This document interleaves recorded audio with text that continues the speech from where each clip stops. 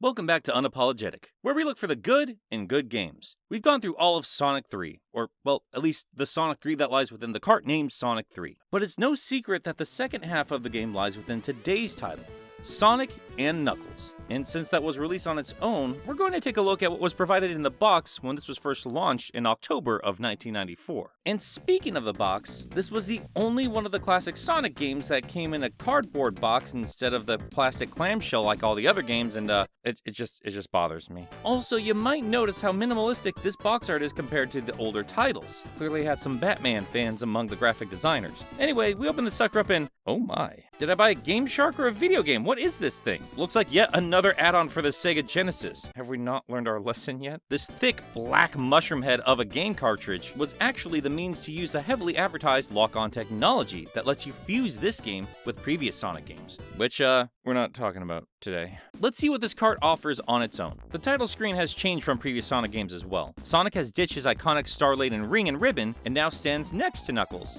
Hey, look! It's those guys! It's those guys with the names! It's those guys! But once you get the game going, you're gonna see that it's actually pretty familiar, despite all this brand new slick packaging and lock-on technology. That is, of course, because this was a direct continuation from the last game. And since they were designed to be one game, it needs to be as seamless as possible when combining the two carts. But that said, this particular cartridge still offers a lot of fun on its own. Now, if you start with Sonic, you get right into it. No intro like Angel Island, but by this point you should probably understand how this works, so get to it. But if you've been waiting to try this cool new Knuckles guy all year, well, this is where things change up quite a bit.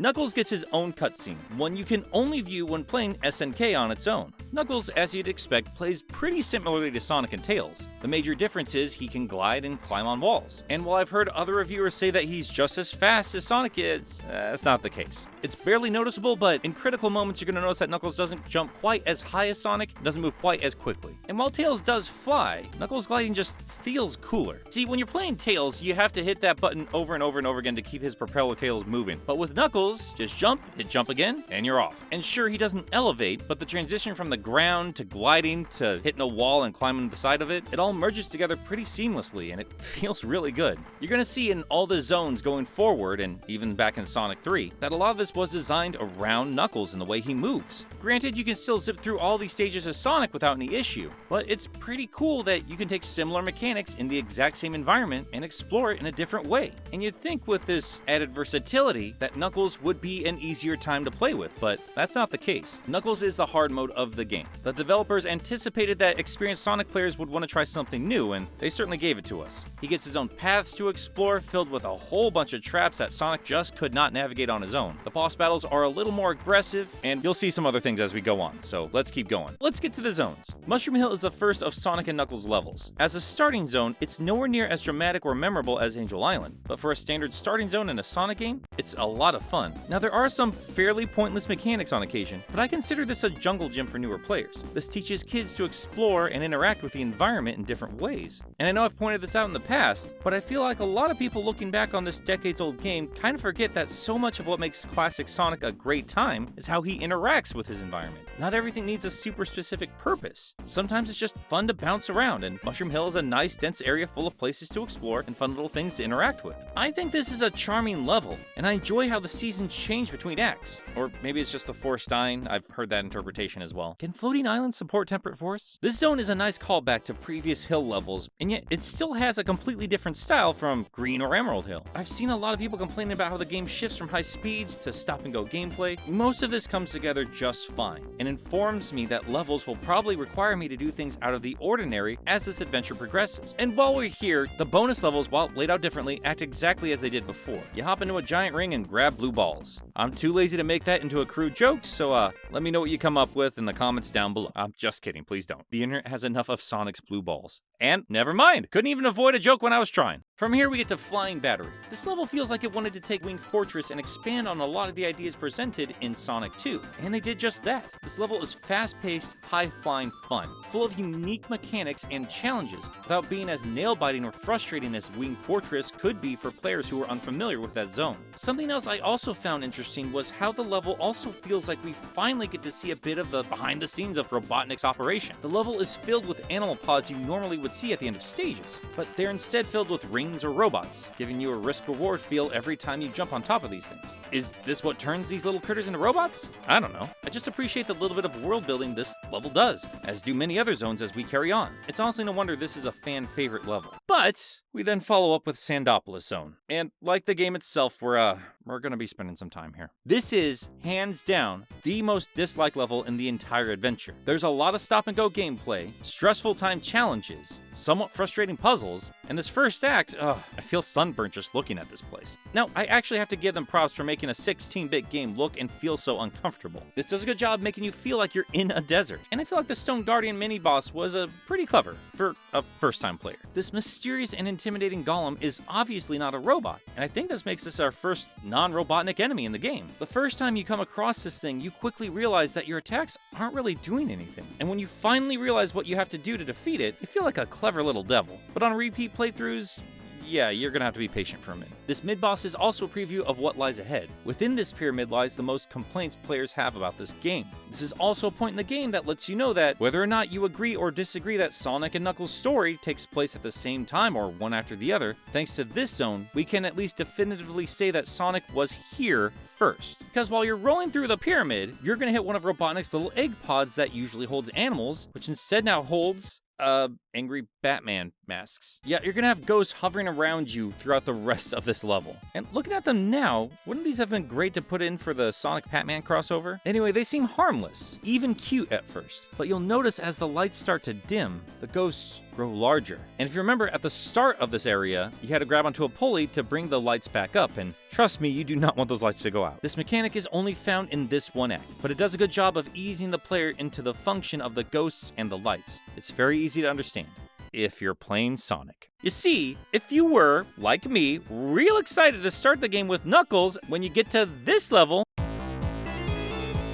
oh, what is that? What is happening? These games don't have dead things? Why are there dead things? It's so dark in here. Batman's mask has joined the clan and it's pissed as hell. There really is a lot of Batman in this game. So like I said, you're gonna have to go from lever to lever to keep these ghosts at bay. But in between, you also have to cope with a lot of time-based challenges, lever puzzles, spike pits, rising sand, this confusing sand slide transfer, and you only have 10 minutes to do all of this. I hit the time limit a lot as a kid, and I can understand the frustration so many people have with this level. It has the anxiety of the underwater bits from the past games through this entire area without any of the water. But I don't think any of this is badly designed. Far from it. This feels like you're actually in a booby-trapped pyramid, like an Indiana Jones adventure done Sonic style. This game gives you new challenges on every step of your journey. I love how varied it can be. And as a kid, I love being surprised with each new zone. I was never bored. And I also appreciate this level of challenge isn't stretched into 2 or 3 acts, because if this had been Sonic CD, this would have been a real messy nightmare. They knew they were giving players a challenge, and it was smart to keep the ghost and the rising sand portions left in this single act. And carrying on from here, we get to Lava Reef, which is filled with... hang on. I left my notes here somewhere. This is, Lava Reef is filled with, stuff glows, it's fiery, molten rock.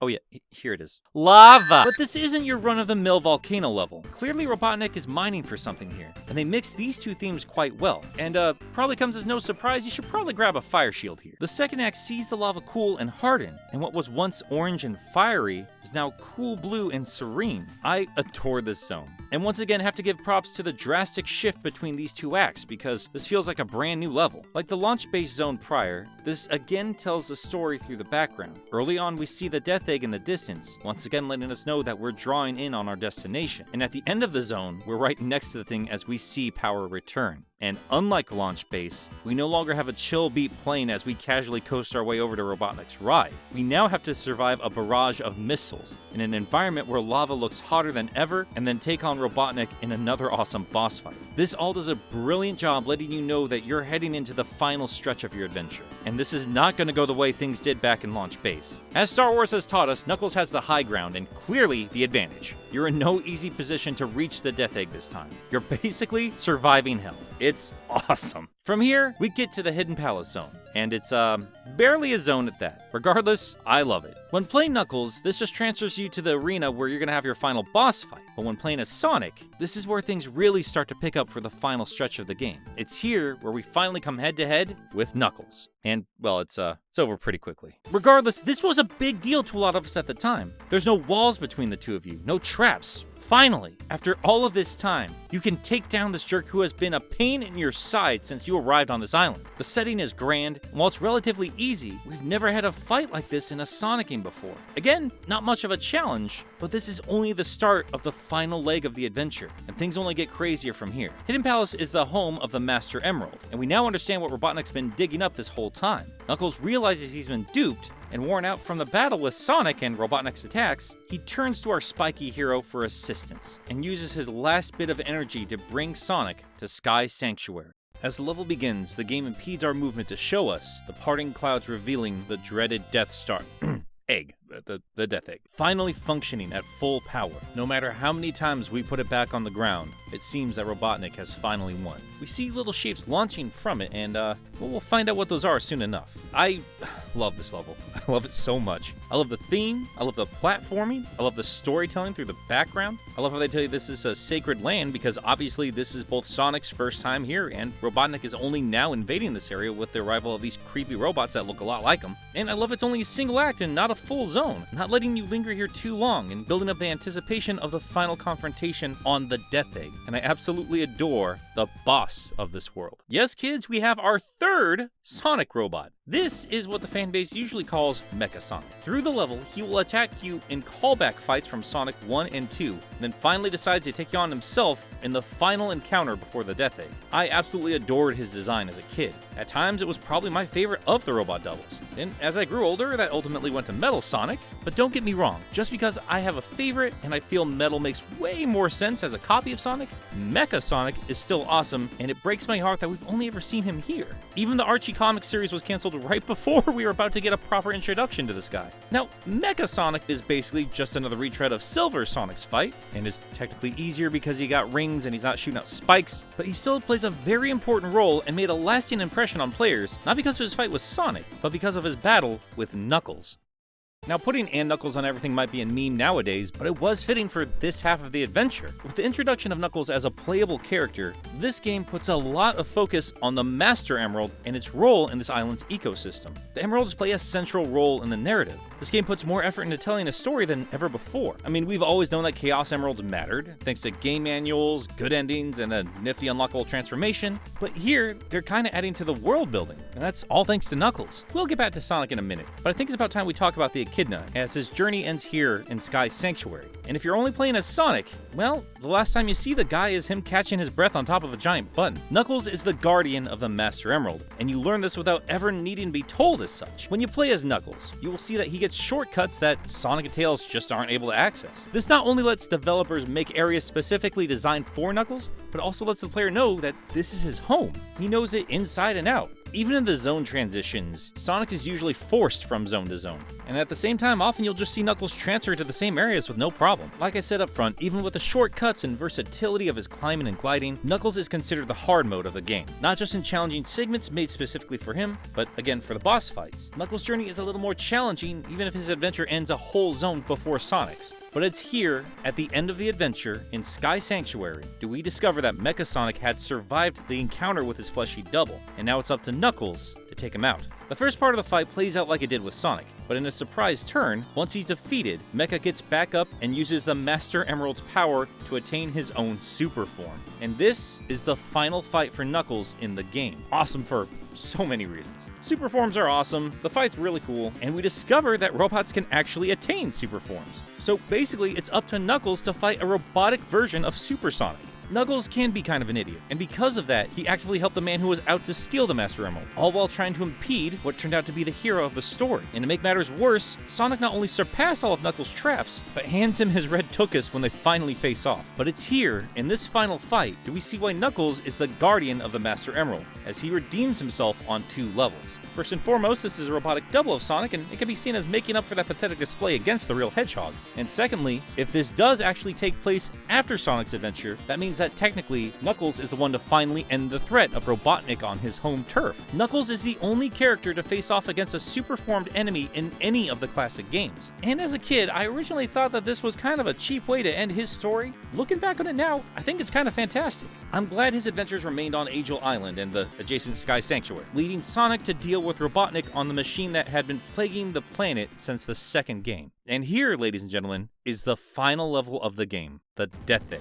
Unlike Sonic 2, which we only explore 2 rooms with frustrating, ringless boss fights, we finally get to see the insane innards of this floating fortress. The challenges are varied, and it puts all of your skills to the test, but without ever being as frustrating as the likes of Metallic Madness or Metropolis Zone. There is enough here to make this a worthy final level, and one that really lets you know how dangerous Robotnik's crazy machine can be. Like the rest of the levels, Death Egg will take you on a journey. The end of the zone looks nothing like the beginning. As you'll see, the egg has risen up into the stratosphere as you make your way through it, leading to the final encounter of the game. The final fight with Robotnik requires you to manipulate gravity, a mechanic we've been introduced to earlier on in the Death Egg zone, which immediately leads to facing off with a Death Egg robot that proves to be much larger than the one in Sonic 2. I mean, Sonic's so small he can only attack the fingers at first, which then leads to this thing flat out chasing you. And if it's your first time here, it might take you a few minutes before you figure out what you need to do. And just for a quick second, I really love the boss fights in this game.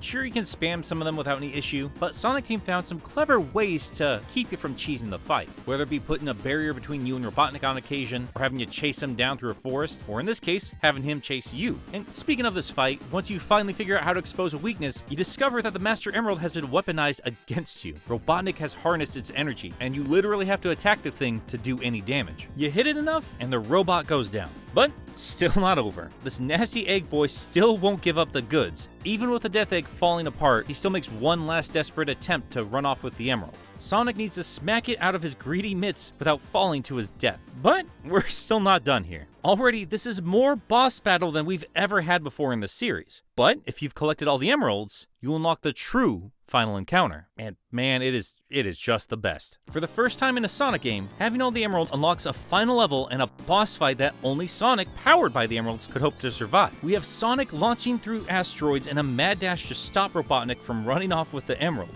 And even though the transformation makes the rest of the game a cakewalk, here, they made it a challenge, demanding the player to take control of this crazy power and take out Robotnik before you run out of rings. Sure, you're invincible, but you still have asteroids to move around, you need to catch up with the robot, you need to figure out how to damage him, and then you need to take on his secondary form, all while keeping track of how many rings you have left.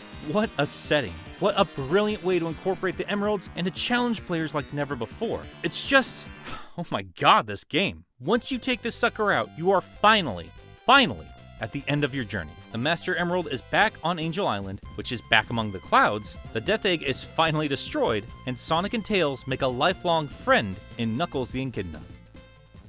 And yet, there's still more to talk about. On its own, Sonic and Knuckles proves to be a fantastic experience, but it's still not a complete experience. We'll have to talk about those things in another video. So stick around, because and Knuckles November is just getting started.